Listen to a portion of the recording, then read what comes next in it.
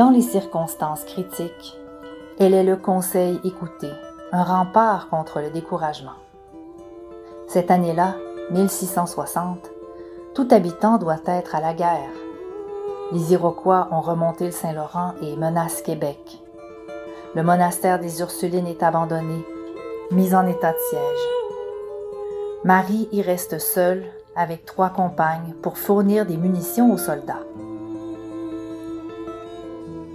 À certaines heures, tout semblait conjurer pour la perte de la colonie. Marie s'identifie avec toutes ses misères, ses difficultés, cette inquiétude générale. À aucun moment, nous le voyons par ses lettres, elle ne désespère.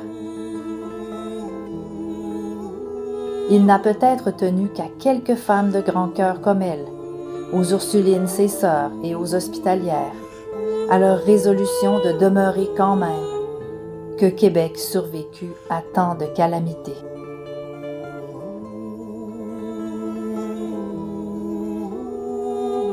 Québec, 1660.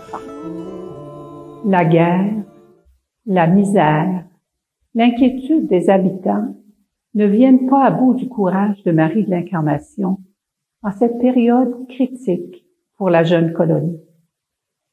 Avec ses compagnes, elle devient un exemple de solidité en cette période. Elle a comme une assurance tranquille qui lui fait perdre toute peur. Mais où puise-t-elle cette force, cette paix profonde? C'est dans sa relation avec son bien-aimé Jésus. Elle a mis en lui toute sa confiance. Il ne lui a jamais manqué. Elle se répète souvent, « En lui j'ai mis mon espérance. Je sais que je ne serai pas déçue. » Oui, car espérance et persévérance vont bien ensemble. Persévérer, ça demande d'entrevoir un avenir meilleur pour persévérer, pour tenir dans les difficultés. Il faut des promesses. Certaines promesses peuvent être d'ordre matériel, des médailles par exemple, des trophées,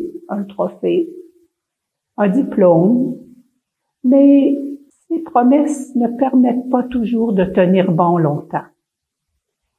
Pour persévérer contre vents et marées, il faut du courage. Et le courage, ça se trouve dans le cœur, là où il y a l'amour. Marie de l'Incarnation avait le cœur accordé à celui de Jésus.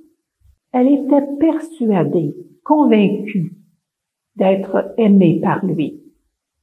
C'est pourquoi elle trouvait là l'énergie nécessaire à poursuivre, à persévérer sa mission. Et dans cela, elle nous donne un exemple. Elle nous rappelle que nous aussi, nous sommes aimés. Nous sommes aimés personnellement, chacun, chacune, par Jésus. Il est toujours là, chaque jour, à nos côtés, pour nous soutenir. Invoquons-la. Sainte Marie de l'Incarnation, demande pour moi à Jésus de savoir tenir bon dans les difficultés chaque jour de ma vie et apprends-moi comme toi à répéter. C'est en lui que j'ai mis mon espérance. Je sais que je ne serai pas déçue.